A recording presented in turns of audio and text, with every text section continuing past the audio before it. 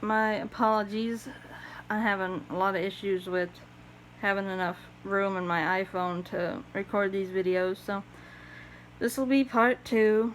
Here's my boy Tuna sitting on my papers like such a good boy, aren't you? Getting sick of him. How could I ever be sick of this face? But I am. He's purring as I throw him away. Alright. So, sorry, got interrupted.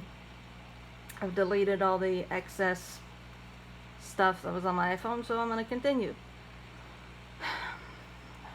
So we're talking about Robert Goss, who was writing in the 90s and early 2000s, but one of the most significant, more recent queer theologians is Patrick Ching. Ching, he's an Asian American theologian who's been married to his husband Michael for over 20 years. He's also an Episcopal priest. Notice that Goss was a Catholic priest, Ching is an Episcopal priest. They're both extremely serious about their religion. And Ching, he earned a PhD, Master of Philosophy, and MA in Systematic Theology from Union Theological Seminary in New York City. In his book, Radical Love, published in 2011, Ching asserts that Christ is the embodiment of radical love. Ching describes radical love as a love so intense that it, quote, dissolves boundaries. Christ, as the embodiment of radical love, is the boundary crosser extraordinaire. For Ching, Christ represents the dissolution of boundaries between the human and the divine. Christ dissolves this boundary when he moves from the eternal divine life. These dang fish avoiding my camera.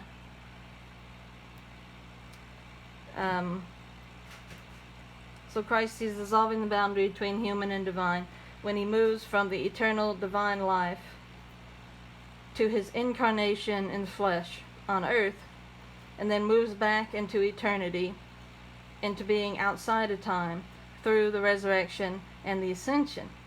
Ching adds that Christ, he also crosses social and religious boundaries, choosing to dine with prostitutes, tax collectors, and outcasts, and also like helping out people who are Gentiles, not just Jewish people. And of course, Jewish people were Jesus's in group. He was a Jewish man.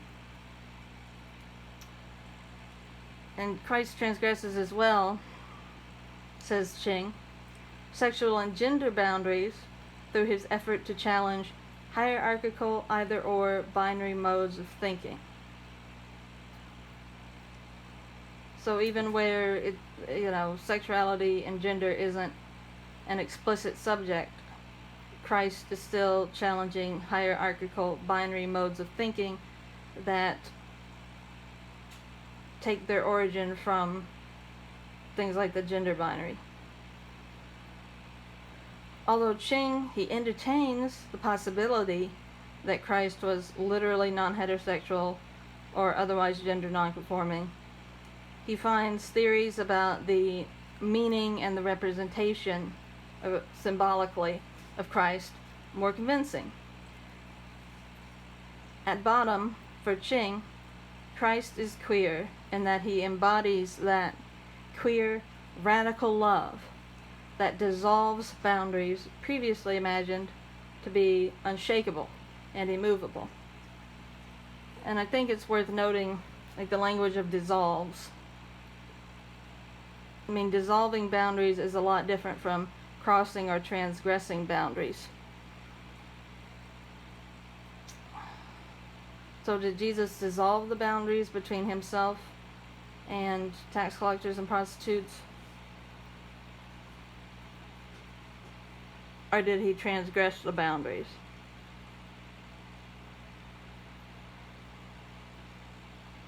I just think it's worth thinking about whether just dissolving the boundaries altogether is in play or not, which I think is a possible point of critique on Patrick Ching's work. Now that I've given you a little bit of background on what other queer theologians have been saying, let's turn to your text that actually been assigned for this week. So what does Althaus-Reid mean when she talks about Jesus as the bi-Christ? What does she mean when she says that God is queer? So let's look at the selection from Indecent Theology on the bi-Christ first. And remember, Althaus-Reid was personally bisexual, so her theology is being informed down to its core by those life experiences of hers. And I think that her text is deceptively complicated, but her central pitch is quite simple once you cut through all of those references to Batman, weird stuff like that. But I think what her basic pitch is that a theology grounded in normative heterosexuality thinks in terms of either or, masculine or feminine, heterosexual or not. It's binary thinking, where each side of the binary is exclusive of the other side, and you can only have or be one of those. It forecloses your possibilities. Its heterosexuality is oriented toward only one option, either one or the other. A bisexual theology, in contrast, it thinks in terms of both and. Both one and the other. Refusing a binary system and attempting to hold all possibilities together and hold all possibilities open. So instead of foreclosing possibilities, a bisexual theology expands your possibilities. And this doesn't just have to do with sexuality, as we'll soon see. Althaus-Reid, she believes that all choices between either or both and come from the most basic underlying structure of sex opposition. That is to say, the contrast between male and female, attraction to men, and or attraction to women. So this claim is similar to Leonardo Boff's, that class is the most basic structure that gives rise to other forms of oppression. Everybody thinks that what they study is the most important thing, without fail. But Althaus-Reid's suggestion that sex opposition provides the basic structure that compels people to form false binaries and make choices that oppress them is what leads her to label her theology a sexual theology. Sex opposition, the either or, informs, at their very core, human beings' thought patterns, their ways of thinking that don't have anything to do with sexuality. But if this is confusing, we're going to get to some concrete examples really soon. But in present day terms, I think that Althaus-Reid would revise her theology to articulate a pansexual theology. Now that we have a greater understanding of gender and sexual diversity beyond the two typical categories, Althaus-Reid's use of the term by Christ, it may well in itself reinforce that two-ness, that exclusiveness and foreclosure of possibilities that she's trying to disrupt. So for her work to be updated to our current period, we would refer, I think, to the bi-Christ as the pan-Christ. I think that's an important update to think about. But now let's talk more specifically, as I assigned you this week in your discussion questions, about the contrast between the systematic Messiah and the bi-Christ. Those are two essential categories in her argument, although she refers to systematic Messiah in other ways, like the monotonous mono-Christ, stuff like that. Althaus-Reid, she claims that Jesus has been, quote, dressed theologically as a heterosexually oriented and celibate man, and, quote, theology has made of Jesus the systematic Messiah. She continues, quote, the systematic Messiah is a Christ of clear limits and boundaries, a compromise found amongst the ambiguities of his character and the almost military precision and clear planning of his life in which heterosexual thought requires.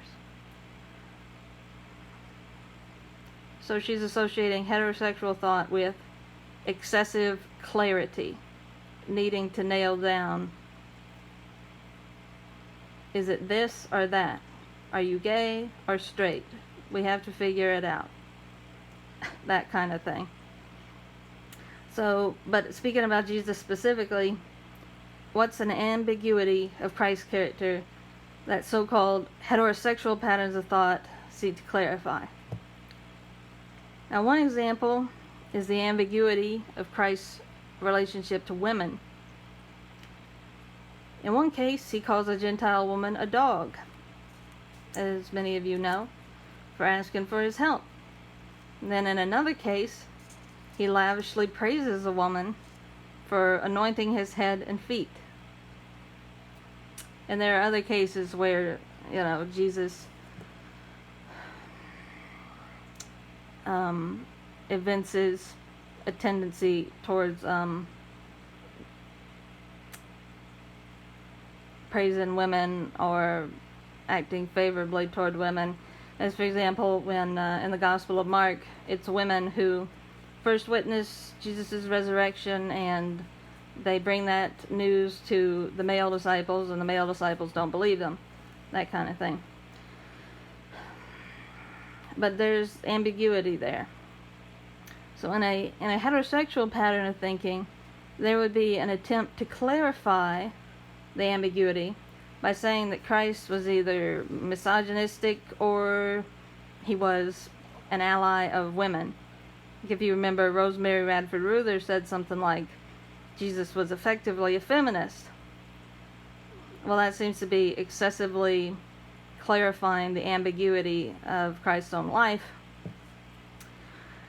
But in a bisexual pattern of thinking, the ambiguity is ultimately impossible to resolve. Both realities, they need to be held in tension. In, yes, an unsatisfying, but an honest way.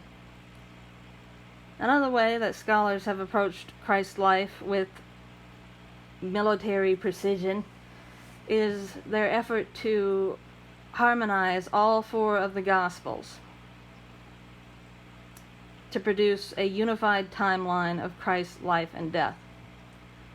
And people have spent probably decades of effort trying to make the Gospels match up so that there's no contradictions at all.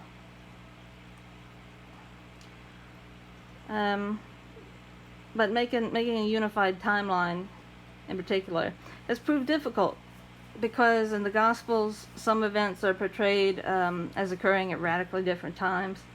The Gospel of John, for example, Christ, he chases the money changers out of the temple near the very beginning of the Gospel. But, and that was before the rest of his ministry occurred. But then in the Gospel of Mark, Jesus, he overturns the tables of the money changers at the very end of his ministry, when he has come to Jerusalem to be crucified. So a bisexual pattern of thought would recognize and sit with those ambiguities rather than attempting to clarify them by force. So Althaus-Reid, she adds later, quote, the question of a bi-Christ is related not to the sexual performances of Jesus, which we ignore. As far as we are concerned, Jesus may have been a transvestite, a butch lesbian, a gay or heterosexual person. Heterosexual patterns of thought, speaking more abstractly, prevail in the narratives, and this is easy to identify not by the girl meets boy model or girl meets God, but by patterns of hierarchical, binary, constructive, organized thought. Queer theologians, she continues, like Goss and Stewart, among others, have been focusing on a Christ who is neither this nor that, a Christ who embraces and shows life as fluid, changing, outside the reductionist patterns which confront people with irrelevant options. So as you can see here, when she's talking about a bi Christ, she doesn't mean Christ like actual bisexuality. She's talking about reforming a Christ who has been dominated by heterosexual patterns of thought, and a gospel message that has been dominated by heterosexual patterns of thought. But we'll get more to that just a little bit later.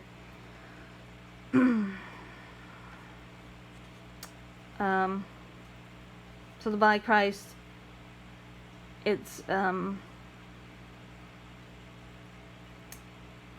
of that is to show life as she said, fluid, changing, outside reductionist patterns which confront people with irrelevant options. Irrelevant either or options. So Althaus-Reid, she names a couple of examples of these irrelevant options.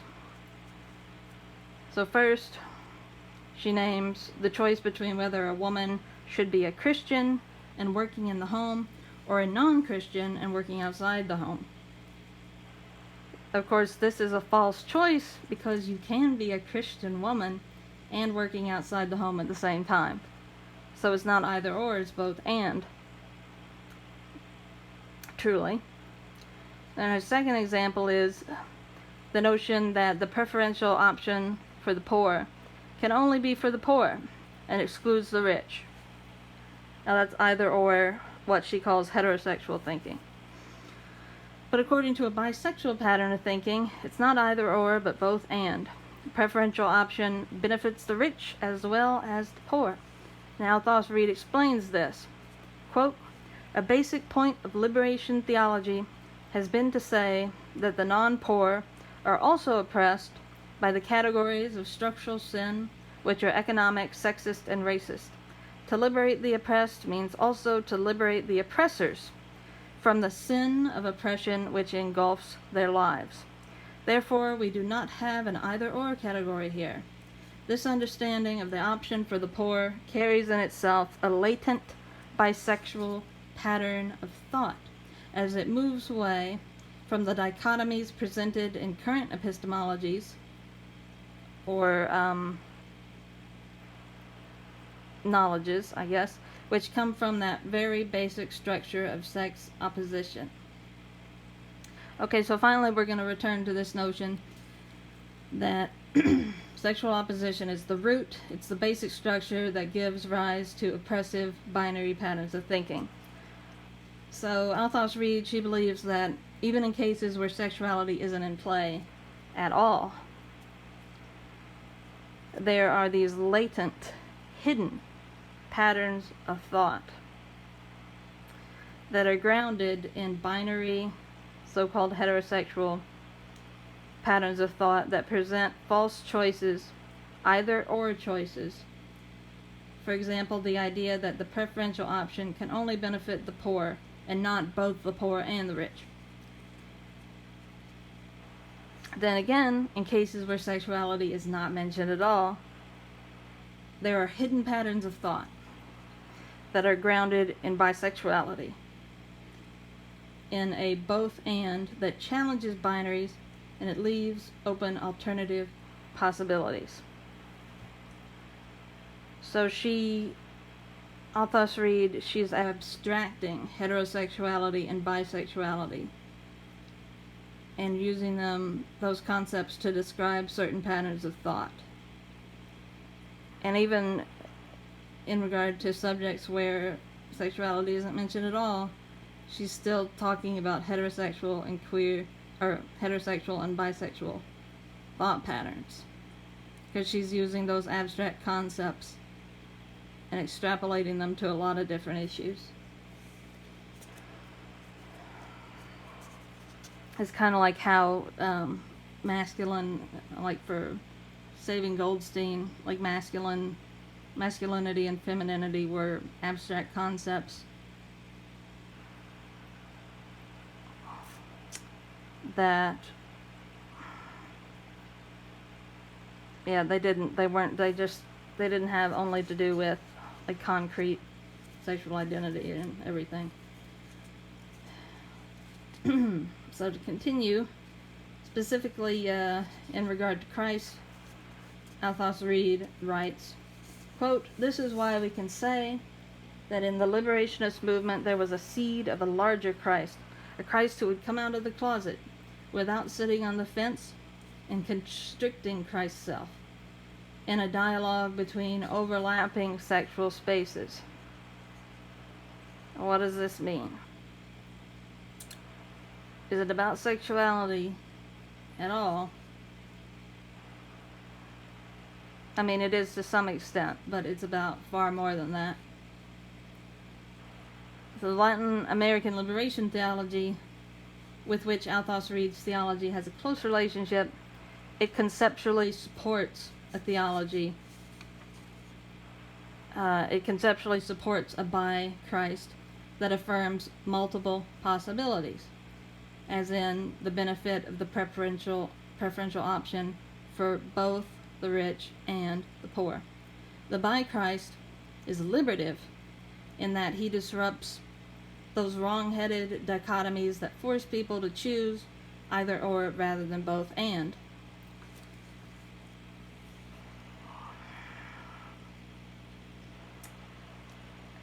And I think that's a lot to deal with. And don't worry if you did not come to these same conclusions in your own responses. I think this is a very difficult text to interpret, and I know we're in the middle of a pandemic, so don't stress if your conclusions don't align with mine. And now, finally, we're going to turn to a brief analysis of our selection from the Queer God, the one that talks about the queer nomads. So in the Queer God, Althaus-Reid, she begins with theological anthropology, which is the study of humanity and its God-relatedness. And she begins with the concept of the queer nomad. Essential to the queer nomad is the concept of transversality, which, as Althaus-Reid describes it, is it's the, quote, flow of ideas and experiences like a drunk walking in zigzag patterns, bless his heart, or her heart, while bringing together odd, dispersed elements, not necessarily in harmony. So we're talking about a non-unified, ambiguous subject in tension within itself. So again, Althaus-Reid, she's pushing for a theology that's willing to accept ambiguity and dissonance. So the queer nomad, quote, crosses borders between unnameable countries, and it is given away by transversal kisses and reconfigurations of desire. Queer nomad doesn't confine him or herself to, quote, the recycling of old borders, unquote, but challenges borders in an authentic expression of queer identity.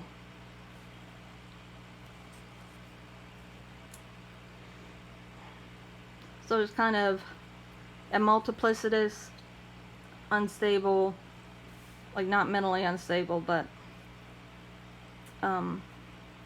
just a fluid subject who challenges the boundaries that exist, particularly through sexuality, I suppose.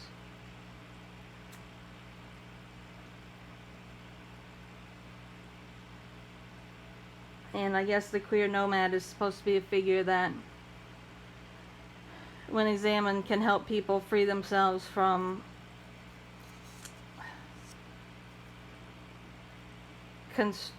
constraints, I suppose. Not exactly constraints, but more free themselves from the feeling that they have to be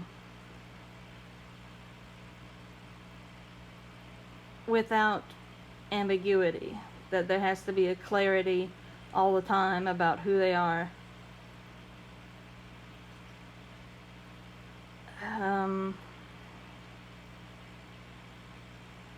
Yeah.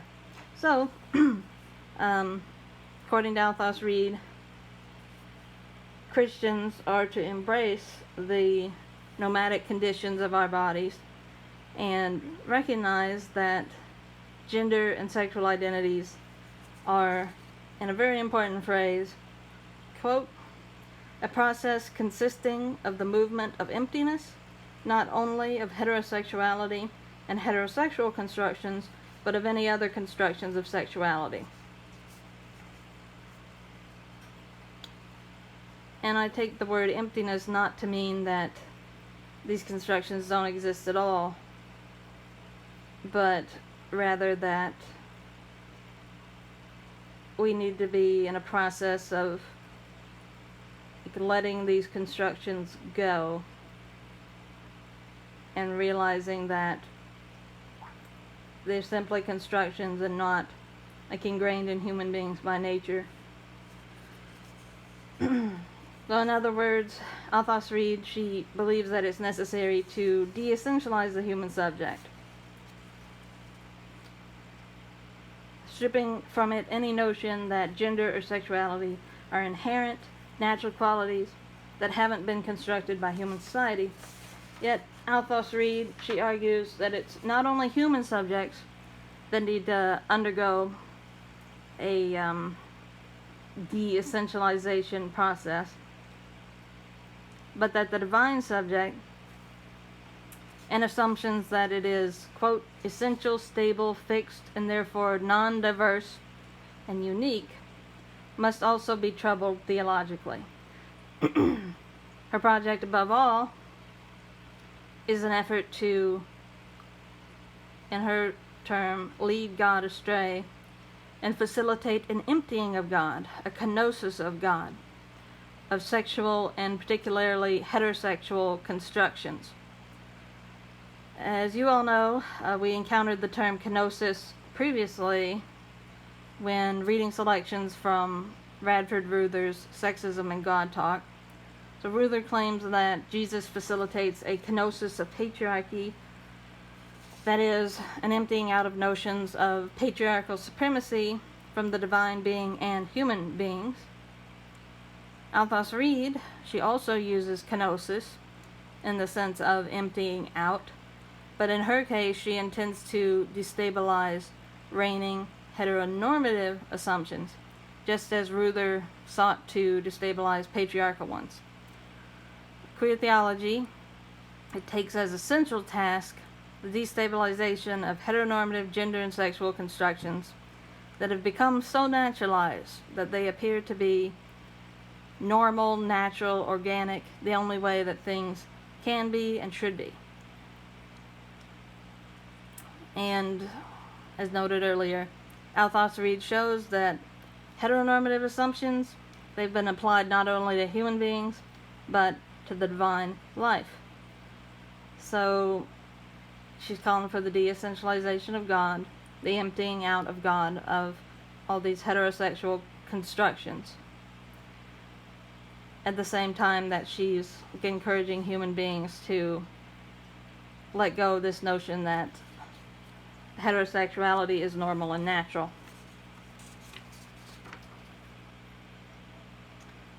So this coincidence is happening at the same time, the essentialization of God in human beings. It's facilitated by Althaus-Reid's conception of theology as a dialogic art. Well, a dialogic art that involves multiple directions and all of them reconfiguring multiple identities in theology. So God, he relies, maybe not he, God, whatever pronoun you like to use, relies on knowledge acquired from intimate queer relationships in order to configure God's self in dialogue with insights from sexually transgressive ways of knowing. And Althaus-Reid has this kind of vivid imagery as of a voyeur God who's peering out into queer bedrooms and like learning something and reconfiguring God's self, which I'm sure sounds extremely strange. But there is a dialogue between the human and the divine to mutually reconfigure identities, where queer experience, it has the power to lead God astray into that kenosis of heterosexuality.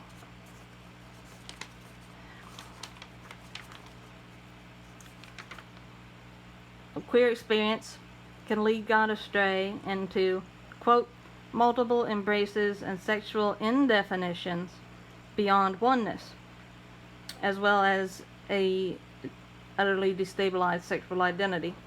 So in this context, where queer nomads, they avoid an early foreclosure of possibilities by recognizing the emptiness of constructed sexualities, the path lies open for both human identities and the divine identity to be continuously reconfigured in vigorous movement and struggle in dialogue with one another. And I know how strange this must sound, but there's a whole new discipline of theology called process theology, where God and human beings like affect each other and change each other as human beings have new experiences.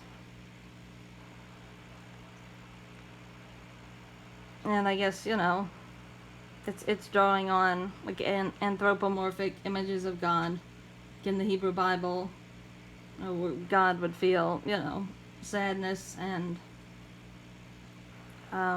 would weep for God's people if bad things happen to them. It draws on, process theology draws on that kind of imagery. And it's not for everybody. And that's perfectly fine. To conclude this video, again, please don't worry if you didn't write about the stuff that I talk about here. They're really hard texts, and I mean, I understand it's a lot to deal with, but I hope that this little lecture was helpful in giving you some of the info about queer theology that you wanted to know. I know a lot of you were excited about getting to this subject. Thank you for coming to my lecture.